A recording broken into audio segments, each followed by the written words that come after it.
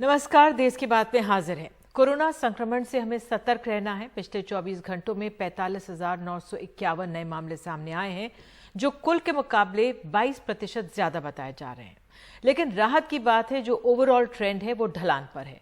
तो मास्क, 2 गज की दूरी और टीकाकरण ही बचाव के औजार हैं। लेकिन चिंता की बात यह है कि टीकाकरण अभियान बहुत धीमी गति से चल रहा है और कहीं कहीं तो ठप है।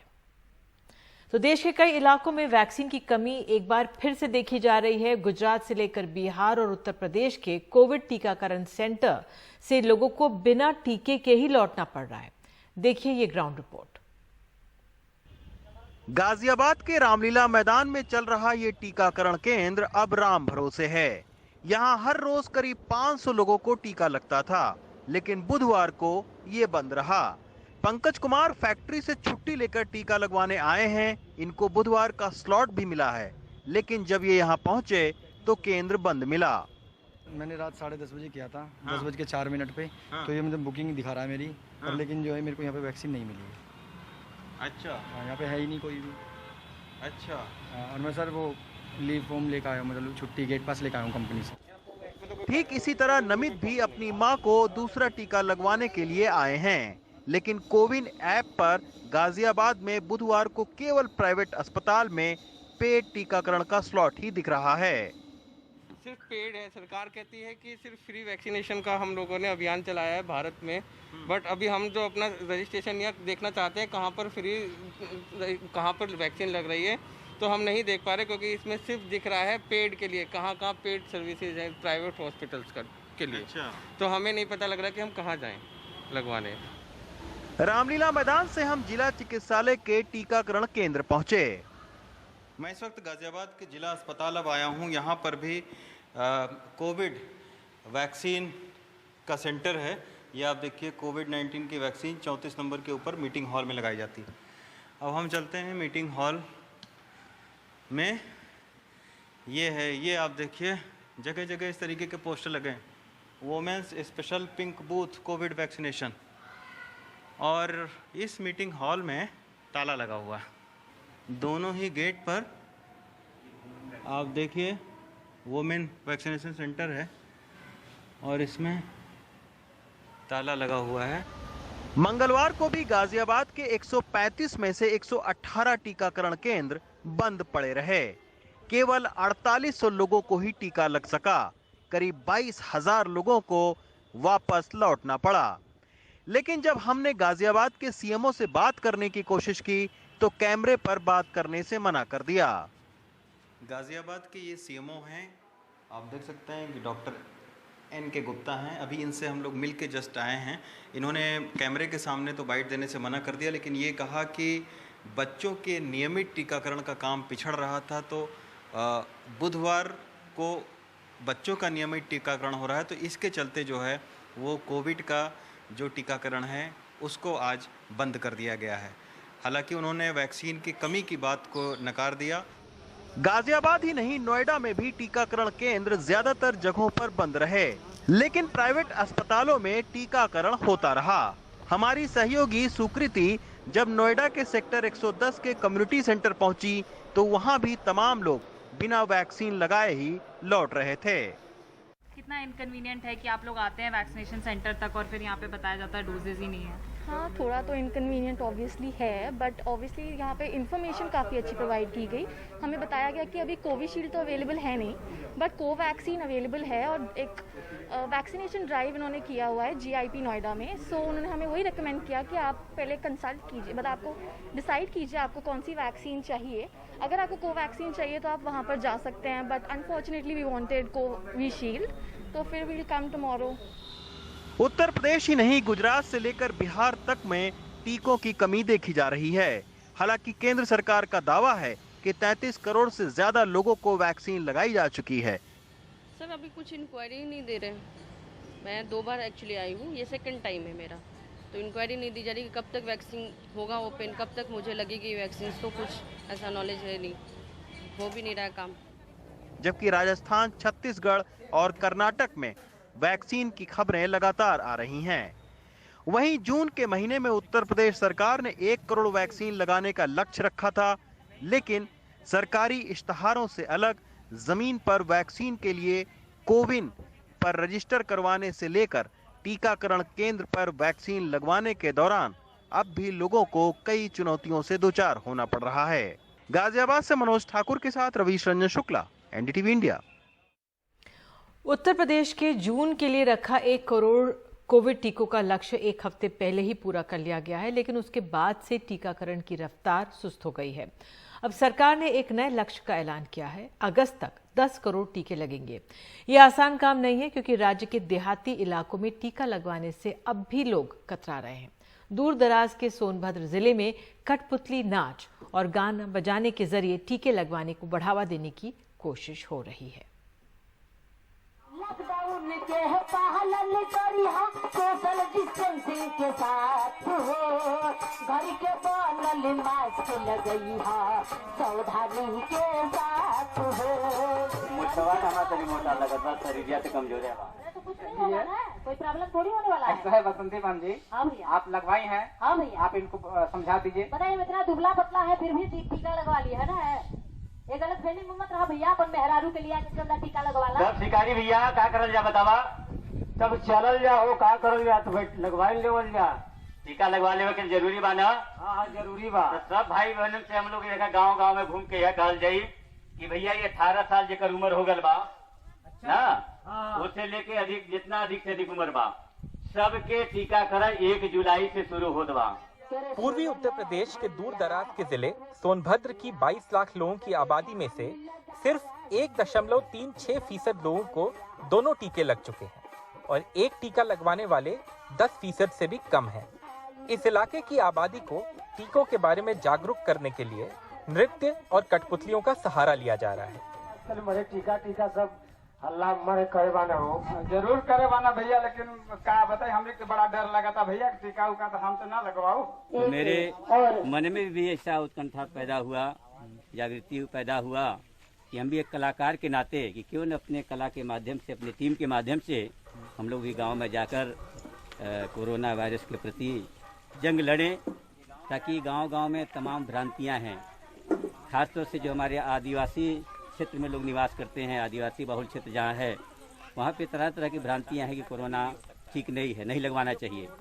लेकिन अपनी टीम के साथ गीत के माध्यम से, कठपुतली के माध्यम से, जादू संगीत के माध्यम से लोगों को जागरूक करने का काम करते हैं, ताकि लोग उस हमारे भाषा में, उनके भाषा में हम लोग बात करते हैं, गीत प्रस्तुत करते हैं, ताकि हमारी भाषा को समझ के इसमें आगे बढ़ चढ़ के भाग लें। सभी लोग मास्क पहनिए, भीड़ भाड़ वाली जगह से बचिए, बाजार हुआ, शादी हुआ, इसमें जो है 2 गज की दूरी बनाइए और हर समय मास्क लगाते रहिए। ये रस्सी बता रहा है। सोनभद्र में टीकाकरण एक हफ्ते में 7 गुना घटा। 24 जून को 8,342 टीके लगे थे, लेकिन मंगलवार को सिर्फ 1,179 टीके लगे। पूरे उत्तर प्रदेश में भी जो कोविड वैक्सीन लगने की गति थी, उसमें एक हफ्ते में काफी कमी आई है। 24 जून को 8 लाख से ज्यादा कोविड के टीके लगे, ये एक रिकॉर्ड था, लेकिन मंगलवार को 2 लाख से भी कम कोविड के टीके लगे।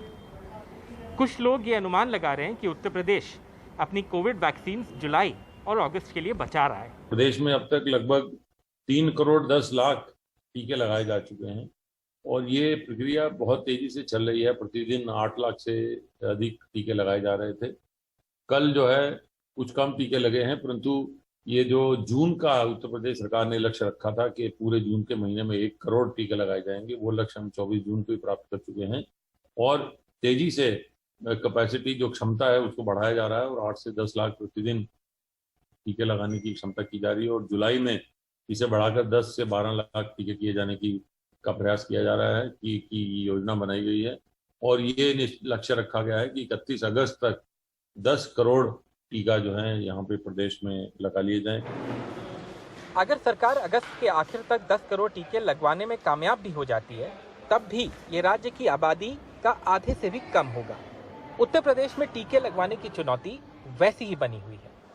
सोनभद्र से प्रभात कुमार और कैमरा पर्सन विनीत वर्मा के साथ आलोक पांडे, एनडीटीवी इंडिया। तो एक तरफ टीके की कमी तो दूसरी तरफ मध्य प्रदेश में करीब 25,000 कोरोना वॉरियर्स की परेशानी। आज से इस राज्य में चिकित्सा, शिक्षा, स्वास्थ्य विभाग में काम करने वाली नर्सों ने हड़ताल शुरू कर दी है।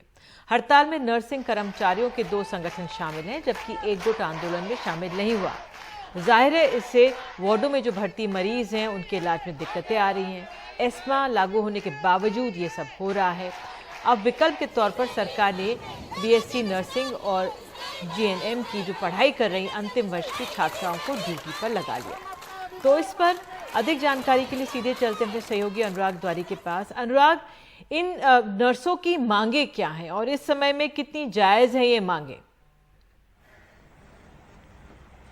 देखिए निधि, लगभग 12 सूत्रीय मांग है इन नर्सों की, जिसमें कुछ प्रमुख मांगों में है कि जो 2004 से पहले की पेंशन व्यवस्था थी वो बहाल की जाए। इनका ये भी कहना है कि जो अभी कोरोना काल में जिन्होंने सेवाएं दी हैं उनको 2 वेतनमान दिया जाए। इनकी ये भी मांग है कि बाकी राज्यों की तरह इनको नर्सिंग अधिकारी का दर्जा दिया जाए, वो डेजिग्नेशन दी जाए। इसके अलावा और उनकी कुछ मांगे हैं, लेकिन सबसे प्रमुख मांग वेतन वृद्धि को लेकर के ही है। और बाकी इनका ये भी कहना है कि चूंकि कोरोना काल में लगातार जब जो बाकी के महकमे हैं उसमें कम लोगों ने ड्यूटी की है, ये ज़्यादा ड्यूटी कर रही हैं, तो अगर किसी नर्स की भी मृत्यु होती है तो उसके परिवार के किसी सदस्य को अनुकंपा के आधार पर नियुक्ति दी जाए। ऐसी 12 मांगे हैं इन नर्सों की, और एक एक करके सारे राज्य से इन जो नर्सिंग एसोसिएशन उसका दावा है कि लगभग 25,000 नर्स शामिल हो चुकी हैं, और अगर सरकार ने मांग नहीं मानी तो बुरी तरह से काम ठप कर दिया जाएगा। हालांकि 2 एसोसिएशन इसमें शामिल नहीं है, लेकिन फिर भी जो मोटा मोटी आज आंकड़े आए हैं लगभग 50 से 60% काम ठप हो गया है। लेकिन जो तीसरे साल में पढ़ने वाली छात्राएं हैं या फिर जो अभी एनएचआरएम के ने कुछ नर्सों को रखा था, तो इनके जरिए काम कराया जा रहा है। 3 दिन का उनका रोस्टर बनाया गया है, लेकिन इसके बाद क्या होगा, क्योंकि वैक्सीनेशन की प्रक्रिया से लेकर तमाम स्वास्थ्य के कामों में इन नर्सों की उपयोगिता है, तो ऐसे में सरकार के लिए बड़ी चिंता हो सकती है। हालांकि जो चिकित्सा शिक्षा मंत्री हैं, जब उनसे हमने बात की तो उनका यही कहना था कि वो सरकार संवाद में भरोसा करती है। हालांकि ये बार बार चेतावनी दे रहे थे, इसके पहले भी एक दिन के सामूहिक छुट्टी पर गए थे, तब सरकार ने संवाद क्यों नहीं स्थापित किया, ये एक बड़ा सवाल है जिसकी वजह से जनता को और मरीजों को भुगतना पड़ रहा है। बहुत बहुत धन्यवाद अनुराग इस जानकारी के लिए। तो वाकई जो संवाद है, संवादहीनता है, ये किस तरह से जमीन पर असर करेगी, ये वाकई देखने लायक रहेगा। और अब अगली खबर, कोरोना ने कई परिवार उजाड़ दिए। सुप्रीम कोर्ट ने आज कहा है कि मृत्यु प्रमाण पत्र की प्रक्रिया भी सरल करें। साथ ही एक अहम आदेश जारी करते हुए कहा है कि सरकार कोविड से मौत होने पर मुआवजे से इनकार नहीं कर सकते। कोर्ट ने कोरोना से मौत पर मुआवजा न देने की केंद्र की दलील को खारिज भी किया। अदालत ने एनडीएमए यानी आपदा प्रबंधन प्राधिकरण को 6 हफ्ते के भीतर मुआवजे की गाइडलाइंस तैयार करने को कहा है, क्योंकि अदालत की तरफ से रकम तय करना वाजिब नहीं होगा। कोरोना की वजह से पटना के अनिल कुमार ने अपने माता पिता दोनों को खो दिया। आर्थिक सहायता के नाम पर अभी तक कुछ नहीं मिला है। ऑलमोस्ट 15 दिन हो गया अप्लाई किए हुए, लेकिन सिविल सर्जन के यहाँ अभी हम लोग का अभी एप्लीकेशन नहीं पहुँचा है। दूसरा अभी उन लोगों का कहना है कि बीच में जो सुप्रीम कोर्ट में सेंट्रल गवर्नमेंट ने हलफनामा दिया कि हम ये मुआवजा नहीं, हम अपने तरफ से इसका भुगतान नहीं कर पाएंगे, तो इसके कारण 4-5 दिन जो है और तो बीच में काम जो है थोड़ा स्लो हो गया था। एक तो आदमी ऐसे ही सब कुछ झेला है, हॉस्पिटल का एक मोटा पेमेंट दे करके और सारा कुछ अपनों को खोया है, उसके बाद उसके लिए इस तरह से दौड़ना पड़े तो थोड़ा सा तकलीफ तो होती है। लेकिन बिहार सरकार का दावा है कि वो कोविड से होने वाली मौत के बाद मृतकों के परिजनों को 4 लाख रुपए मुआवजा दे रही है। पिछले ही साल से जिन लोगों की कोरोना के कारण मृत्यु हुई है, उन लोगों को हम लोग सहयोग राशि देते हैं। अभी तक लगभग 9,579 लोगों की दुखद मृत्यु इस कोरोना के कारण हुआ है, और उसमें से लगभग 350 लोगों को वह राशि भेजी जा चुकी है। वहीं केंद्र सरकार कोविड से मारे गए लोगों के आश्रितों को मुआवजा देने से इनकार करती रही है, लेकिन अब सुप्रीम कोर्ट ने 2 टूक कह दिया है कि सरकार पीड़ितों को मुआवजा देने से इनकार नहीं कर सकती। जस्टिस अशोक भूषण और जस्टिस एम.आर. शाह की बेंच ने कहा कि अदालत की ओर से मुआवजे की राशि तय करना वाजिब नहीं है, लेकिन सरकार को ऐसे लोगों को मुआवजा देना होगा जिनकी मौत कोरोना की वजह से हुई है। लिहाजा एनडीए में 6 हफ्ते के भीतर मुआवजा राशि तय करने के लिए गाइडलाइन बनाए। डेथ सर्टिफिकेट पर मौत की वजह, कोरोना और समय लिखा जाए। उच्चतम न्यायालय ने आज हमारी एक जनहित याचिका पर सरकार को ये निर्देश दिया है कि वो एक्स ग्रेशिया कंपनसेशन हर उस व्यक्ति, हर उस फैमिली मेंबर को दे जिनका की कोई मेंबर कोविड के कारण जिनकी डेथ हो गई थी। वहीं सुप्रीम कोर्ट ने इस पर भी केंद्र से जवाब मांगा है कि क्यों ना कोविड के बाद ब्लैक, व्हाइट और येलो फंगस और दूसरी बीमारियों से हुई मौत पर भी मुआवजा दिया जाए। सुप्रीम कोर्ट का यह फैसला कई मायनों में काफी अहम है। जिन लोगों ने अस्पतालों में बेड की कमी, ऑक्सीजन की कमी और दवाओं के अभाव में अपने परिजनों को खो दिया, उनके लिए ये फैसला एक राहत लेकर आया है। पटना से मनीष कुमार के साथ दिल्ली से आशीष भार्गव, एनडीटीवी इंडिया। और देश की बात में बात किसानों की। गाजीपुर बॉर्डर पर आज हंगामा हुआ। यहां धरना दे रहे किसान और बीजेपी के नेता कार्यकर्ता भिड़ गए। पथराव, काले झंडे, तोड़फोड़ के हालात बन गए। पुलिस ने मौके पर पहुंचकर हालात को संभाला। हंगामे के बाद वहां मौजूद हमारे सहयोगी रवीश रंजन ने किसानों से बात की।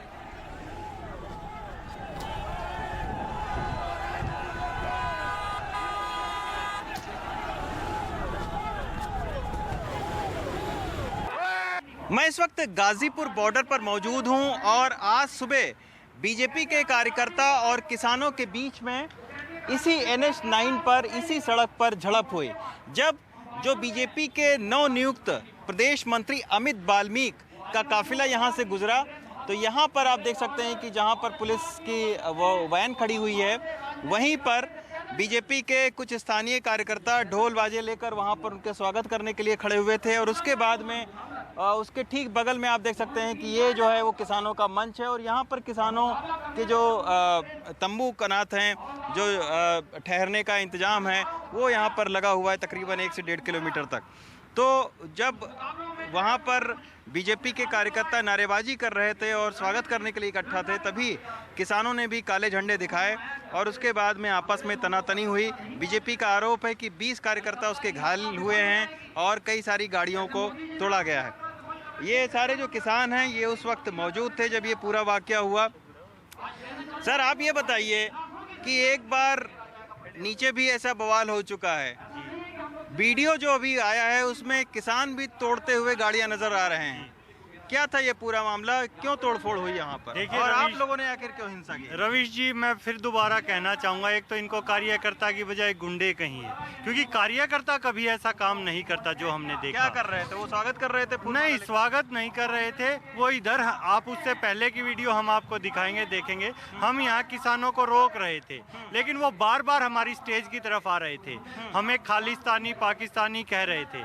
पहली बात तो वो यहाँ आए ही क्यों? अच्छा, आज वो पहली बार नहीं आए, इस हफ्ते में आज ही उनकी तीसरी बारी थी।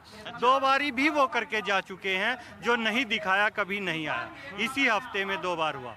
आज लेकिन उन्होंने इतनी कोशिश की, वहां से गालियां दी और पत्थरबाजी की, जो वो खुद जो बार बार बता रहे हैं लाठी डंडे, वो यहाँ वो खुद ही लेके आए हैं, जो तलवार बता रहे हैं। नहीं तो हम यहाँ क्यों जाएंगे? देखिए साहब, ये तो एक बीजेपी की साजिश है और इसे पूरा हिंदुस्तान जान चुका है। ऐसे बंगाल में चुनाव होता है तो बम पाकिस्तान में फोड़ा जाता है। ये किसानों को परेशान किया जा रहा है, किसानों के नाम पे यहाँ पर जाकर के वो गुंडागर्दी कर रहे हैं। उल्टा चोर कोतवाल को डांटे या किसी किसान यहाँ लड़ाकू नहीं है। इस तपती हुई घाम में, इस गर्मी में किसान अपना शांतिपूर्वक धरना दे रहा है, क्योंकि वो जबरदस्ती आकर के ये एक मुद्दा बनाना चाहते हैं, किसी जातिवाद का भी मुद्दा बना सकते हैं। जब हम पे वो पत्थर फेंकेंगे, हम जब भी कुछ ना कहें, हमें वो लठ दे तब भी कुछ ना कहें। अब दोनों ही पक्ष जो है वो पुलिस को अपनी अपनी शिकायतें दे रहे हैं। देखना है कि इस मामले पर पुलिस क्या कार्रवाई करती है। गाजीपुर बॉर्डर से मनोज ठाकुर के साथ रवीश रंजन शुक्ला, एनडीटीवी इंडिया। और देश की बात में आगे है कोरोना काल में मध्य प्रदेश के शिक्षा मंत्री का संवेदनहीन रवैया। अभिभावक निशाने पर, स्कूल नहीं।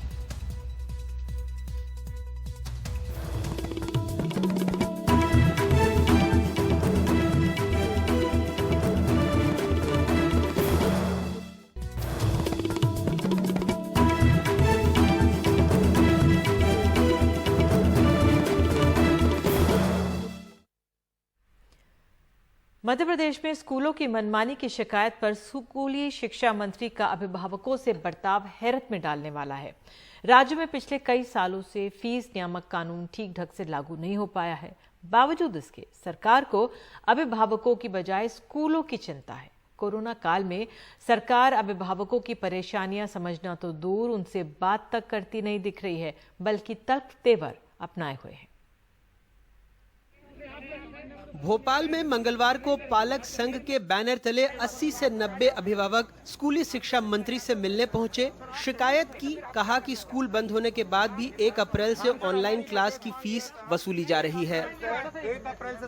बातें रिकॉर्ड भी हो रही थीं। मंत्री जी को रिकॉर्डिंग ठीक नहीं लगी, पहले उसे रुकवाया।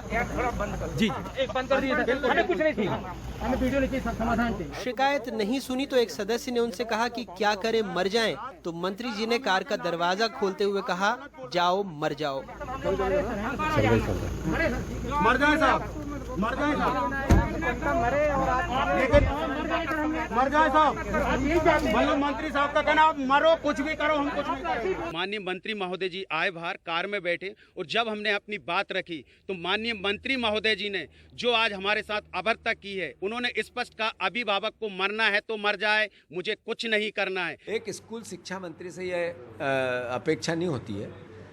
मंत्री जी के इस व्यवहार पर कांग्रेस इंदर सिंह परमार का इस्तीफा मांग रही है। तो उन्होंने कहा कि ये तो गुंडा है, अभिभावक थोड़ी। ये एक स्कूल शिक्षा मंत्री के विचार हैं। अगर मुख्यमंत्री में थोड़ी भी संवेदनाएं हो, मुख्यमंत्रित्व का भाव हो, तो इसी वक्त उनको बर्खास्त करना चाहिए। हालांकि जब मंत्री जी से इस बारे में हमने सफाई मांगी तो वो कैमरा देखकर भागने लगे, जवाब नहीं दिया। आपका क्या कहना है सर? बस सर आज हो चुकी है ना सुबह, बात हो भी चुकी सर, हो भी चुकी है ना सुबह भाई। सर आपने सबने तो बोला है। काश इस तलखी से पहले मंत्री जी भोपाल में ही फहीम, प्रियंका और सुषमा जैसे अभिभावकों की समस्या समझने की कोशिश करते। भोपाल में फोटो स्टूडियो चलाने वाले फहीम खान की 2 बेटियां हैं। दोनों प्राइवेट स्कूल में पढ़ती हैं। बढ़ी फीस, ऊपर से नेट का खर्च और आमदनी कम, परेशान हैं। इकोनॉमी जो है पहले से काफ़ी नीचे जा रही है, हमारी अपनी पर्सनल, और अगर स्कूल फीस बढ़ाता है तो ये हमारे लिए थोड़ा सा क्राइसिस का टाइम में और ज़्यादा एक परेशानी आ जाएगी। सरकार के सामने अभी सभी पेरेंट्स ने गुहार भी लगाई, लेकिन जो सरकार का जवाब या उनका जो रवैया है वो पेरेंट्स के प्रति पॉजिटिव नहीं है, वो गलत है। प्रियंका के 2 बच्चे हैं, पति कारोबारी हैं, लेकिन कोरोना में अच्छा खासा नुकसान सहना पड़ा है। कहती हैं जरा से भी फीस भरने में देरी हो तो स्कूल से मैसेज आ जाते हैं। स्कूल का आपका फीस टाइम पे नहीं आती है तो आपके लिए मैसेजेस आना चालू हो जाते हैं कि आप फीस पे कीजिए, उसके बाद आपका रिजल्ट मिलेगा। ये ग्रुप में भी आता है और पर्सनली मैसेज आता है जिसके पेरेंट्स फीस टाइम पे डिपॉजिट नहीं करते हैं। सुषमा की दिक्कत और ज्यादा है। घरेलू कामकाज करती हैं, पति मजदूर हैं, 2 बच्चे हैं। इनकी दिक्कत ये है कि पढ़ाई के लिए मोबाइल और डेटा दोनों का इंतजाम मुश्किल है। बच्चों की बहुत मुश्किल हो गया है ऑनलाइन क्लास होना, क्योंकि मैं बंगलों में काम करती हूँ। बच्चों को पढ़ाना बहुत मुश्किल हो गया है क्योंकि मेरे पास पैसे ही नहीं है कि मैं मोबाइल रिचार्ज करा पाऊँ। और लॉकडाउन में, जब से लॉकडाउन लगा, जब से तो बहुत ख़राब परिस्थिति हमारी। मेरे हस्बैंड की नौकरी भी छूट गई है, तो चारों तरफ से परेशानी ही परेशानी घिर रही है। और अब रिचार्ज कराने के लिए भी पैसे नहीं है। सरकार इसके मामले में कुछ करे तो बहुत अच्छा है, क्योंकि गरीब लोग ही ज्यादा इसमें परेशान हो रहे हैं। प्लीज ध्यान नहीं आने। लेकिन लगता है मंत्री जी ये सब कुछ नहीं देखते। निजी स्कूलों के लिए बैटिंग करते दिख रहे हैं, सरकारी स्कूलों पर शायद ध्यान नहीं तो भोपाल के बगल में सीहोर के स्कूल का खंडहर देखते, या झाबुआ में पेड़ के नीचे पढ़ रहे बच्चे। दर्शनीय तो धार जिले के लुनेरा गांव का ये स्कूल भी है, जहां पर जानवर बांधे जा रहे हैं।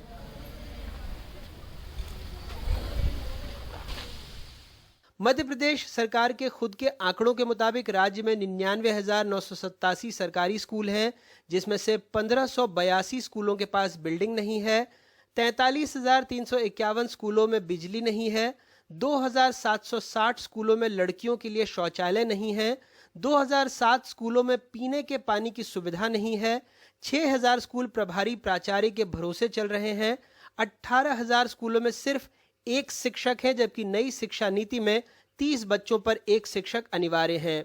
मूलभूत सुविधाओं में देश में मध्य प्रदेश स्कूल में 17वें नंबर पर है। देश में शिक्षकों के 10,60,139 पद खाली हैं। मध्य प्रदेश में 91,972 शिक्षकों के पद खाली हैं। ऐसा केंद्र सरकार ने लोकसभा में कहा है। जबकि आलम यह है कि सितंबर 2018 में स्कूल शिक्षा में 30,594 पदों के लिए विज्ञापन निकाला गया। फरवरी 2019 में परीक्षा हो गई। 2 सालों से उम्मीदवारों को नियुक्ति का इंतजार ही है। मानव संसाधन विकास मंत्रालय ने एक परफॉर्मेंस ग्रेडिंग इंडेक्स जारी किया था, जिसमें मध्य प्रदेश के स्कूलों को ग्रेड 2 में रखा गया था और मूलभूत सुविधाओं के मामले में मध्य प्रदेश के स्कूल 17वें नंबर पर थे। उम्मीद थी कि स्कूली शिक्षा मंत्री इस दिशा दशा को सुधारने की बात कहते, लेकिन वो तो अभिभावकों से उलझने में ही लगे हुए हैं। मध्य प्रदेश में अपने ब्यूरो सहयोगियों और भोपाल से कैमरा पर्सन रिजवान खान के साथ अनुराग द्वारी, एनडीटीवी इंडिया। और देश की बात में आगे है, देश की सुरक्षा के लिए ड्रोन के खतरे से निपटने की कैसी है तैयारी।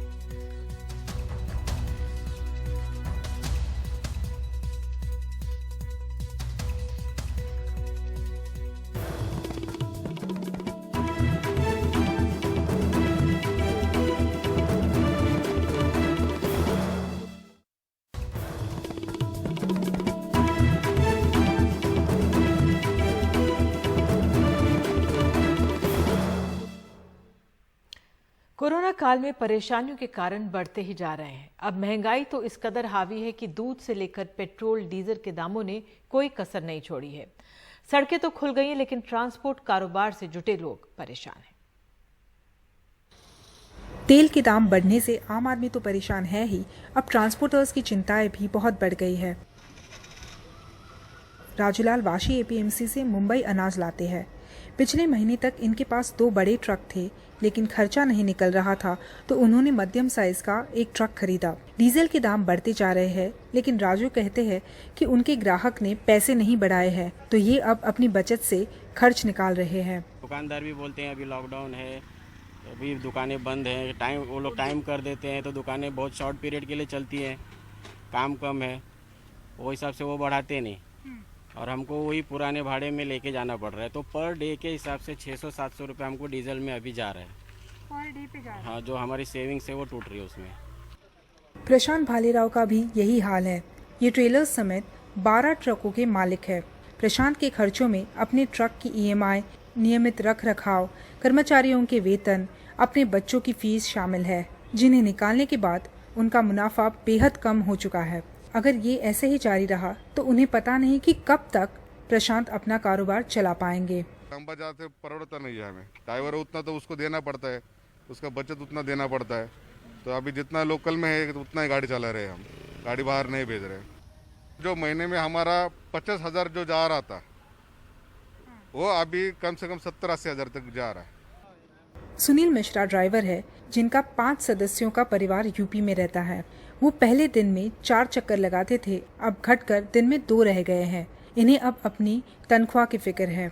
अब मालिक को बेनिफिट नहीं हो रहा है, इसलिए हमको पगार 2-2 महीना बाद मिल रहा है। अच्छा, हाँ, 2-2 महीने बाद पगार मिल रहा है। हाँ, अभी फिलहाल मिला है इस महीने का? अभी नहीं मैडम, अभी तो ये कहाँ से मिलेगा। अभी ये महीना खत्म होगा तो वही 15, 20, 22 तारीख तक मिलेगा। वो पहले क्या था 6, 7, 8 तारीख तक पगार मिल जाता था। अब डीजल महंगा होने पर पगार जब मालिक के पास रहेगा ही नहीं तो मालिक देगा कहाँ से। जून में तेल के दाम 15 बार बढ़े हैं। मुंबई में डीजल 97 रुपये प्रति लीटर है और चेन्नई, कोलकाता, हैदराबाद और बेंगलुरु में भी 90 रुपये प्रति लीटर पार कर चुके हैं। तेल की बढ़ती हुई कीमतें जो इस उद्योग का तेल निकाल रही हैं और कोरोना काल में जो 6 बरस की 6 महीने की मोरेटोरियम हमने मांगी है, उसके ऊपर सरकार अमल करेगी। अगर इसके बाद भी कोई भी सुविधा हमें नहीं मिली तो अगस्त में हमारे चक्के थम जाएंगे। अगर डीजल के दाम ऐसे ही लगातार बढ़ते रहे तो इन ट्रांसपोर्टर्स का कहना है कि उनके पास और कोई चारा नहीं रहेगा, लेकिन अब उनको उनकी गाड़ियां बेचनी पड़ेगी। इसका मतलब इस इंडस्ट्री के साथ जो एसोसिएटेड है उनको जॉब लॉसेस भी फेस करनी पड़ेगी और उनके सामने एक बड़ी समस्या खड़ी हो सकती है। मुंबई से कैमरा पर्सन राजेंद्र दयालकर के साथ पूर्वा चिटनेस, एनडीटीवी इंडिया। भारत ने अपने अहम ठिकानों पर एंटी ड्रोन सिस्टम तैनात करने का फैसला लिया है। ड्रोन के खतरे से निपटने के लिए जल्द एक पॉलिसी आने वाली है, क्योंकि जम्मू एयरबेस पर हुए हमले ने साबित कर दिया है कि देश के अहम ठिकानों पर कितना खतरा है। जम्मू कश्मीर में बीते 3 दिनों में 3 बार ड्रोन देखे गए। माना जा रहा है कि ये सभी सीमा पार से नियंत्रित किए जा रहे थे। केंद्र ने सभी अहम ठिकानों को तकनीक की मदद से सुरक्षित किए जाने के निर्देश भी दिए हैं। केंद्रीय गृह मंत्रालय की एक टीम, जिसमें एनएसजी और सीआईएसएफ के अफसर शामिल हैं, उन्होंने जम्मू हवाई अड्डे का निरीक्षण कर वहां काउंटर ड्रोन सिस्टम लगाने का फैसला किया है। सेना को भी हरी झंडी दे दी गई है कि वो आर्टिफिशियल इंटेलिजेंस तकनीक से लैस ड्रोन का इस्तेमाल करे। We are well aware that these assets, the technology to support drone warfare, it cannot be just made on the roadside. These are state-supported systems. These technologies are available with the state systems. So this is the next level in which there is a greater deniability. There is a attempt to say that there is possibly internal and such like things. But we know where the idea is coming from, where the support mechanisms are coming out. We need to keep this watch on. And we need to hold them responsible. वैसे drone के हमलों से निपटने के लिए भारत जल्द जो साजो सामान जोड़ने वाला है, उनमें radio frequency detector, electro optical और इंफ्रारेड कैमरे, रडार, ड्रोन को पकड़ने वाला जाल, जीपीएस, लेजर और आरएफ जैमर जैसी सुविधाएं शामिल हैं। प्रधानमंत्री की समीक्षा बैठक में फैसला हुआ कि सबसे पहले नॉर्थ वेस्ट सेक्टर, जिसमें पंजाब और जम्मू कश्मीर आता है, उसे महफूज किया जाएगा।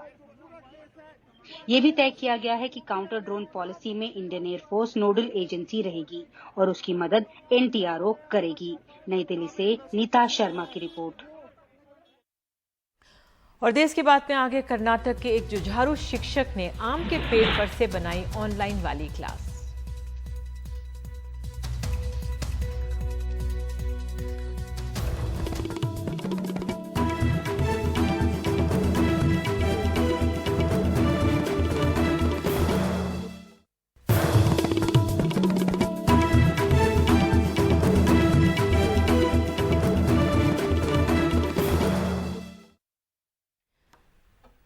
कर्नाटक के कुडगु जिले के एक गांव में ऑनलाइन क्लासेस चलाने के लिए स्टूडियो आम के पेड़ पर बनाना पड़ा, क्योंकि जिस गांव में शिक्षक का घर है वहां पर इंटरनेट काफी कमजोर है।